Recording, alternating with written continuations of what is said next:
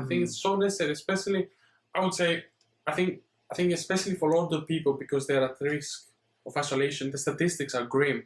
Most elderly or after pension age people become completely isolated by everyone. And especially in the Western culture, which is a contrast to Asian cultures where the elderly are revered, looked after, and still... And their advice is, well, at least sometimes respected.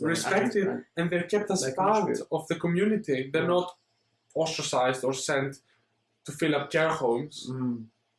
I think that's... Like where I went in Sardinia, where you get the blue zone, where people live an extremely long time, there's no care homes anyway now. Exactly. And I think you could even be so bold to make the statement that any society that has care homes will never have that quality and longevity of life. They will never do. Something... People wither in care homes.